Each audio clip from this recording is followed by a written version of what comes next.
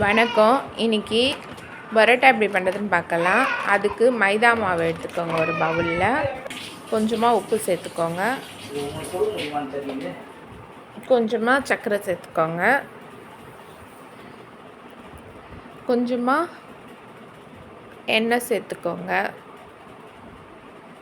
சேர்த்து நல்லா பிசைஞ்சுக்கோங்க. நல்லா சாஃப்டாக பிசைஞ்சிடுங்க. இப்போ இந்த டவ்வை ஒரு ஈரத்துணியால் அரை மணி நேரம் மூடி வச்சுக்கோங்க. இந்த மாதிரி மூடி வச்சுக்கோங்க.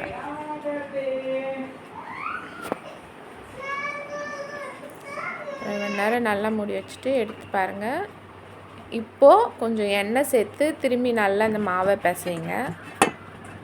மாவு ஃபுல்லாக எல்லா இதுலேயும் நல்லா இதுவாகிற மாதிரி பிசைஞ்சிட்டு திரும்பியும் அதை ஈரத்துணியை வச்சு மூடி வைங்க. ஒரு 15 மினிட்ஸ் ஊற வைங்க. அதுக்கப்புறம் எடுத்துடுங்க. எடுத்துட்டு ரவுண்டாக உங்களுக்கு எந்த சைஸ் வேணுமோ அந்த அளவுக்கு ரவுண்டாக இது பண்ணிக்கோங்க. எல்லா டவ்வையும் எல்லா மாவையும் இந்த மாதிரி உருண்டை பண்ணி வச்சுக்கோங்க. அதுக்கப்புறம் இந்த கட்டையோ கீழே இது கட்டையெல்லாம் எதுலையாவது வச்சு இந்த மாதிரி நல்லா அழுத்தி விட்டுட்டு உங்களால் எவ்வளோ முடியுமோ அப்படி நல்லா அடிச்சுக்கோங்க. அடித்து அதை இந்த மாதிரி ஷேப் பண்ணி வச்சுக்கோங்க.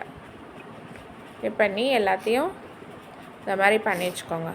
அதுக்கப்புறம் திரும்பி சப்பாத்தி உருட்டுற கட்டையை எடுத்து அதில் வச்சு ஒன்று ஒன்றா உருட்டிக்கோங்க.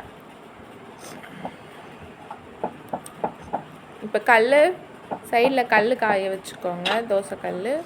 அதில் இதை மாதிரி உருட்டுனதெல்லாம் போட்டு நல்லா திருப்பி எடுத்துக்கோங்க. கொஞ்சம் எண்ணெய் சேர்த்துக்கோங்க. நம்ம வீட்டில் சேர்த்தனால ரொம்ப எண்ணெய் சேர்க்க வேணாம், கொஞ்சமாக சேர்த்து பண்ணிக்கோங்க.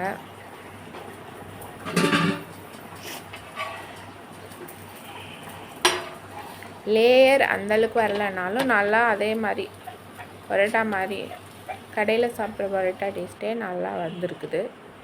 இந்த மாதிரி எல்லாத்தையும் அடக்கி நல்லா வருங்க, நல்லா வந்திருக்கு.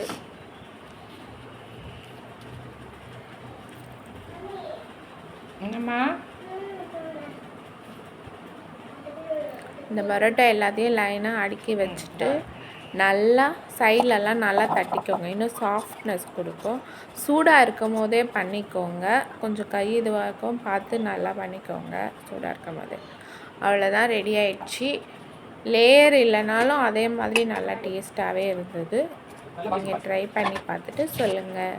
நன்றி. சப்ஸ்கிரைப் பண்ணிக்கோங்க.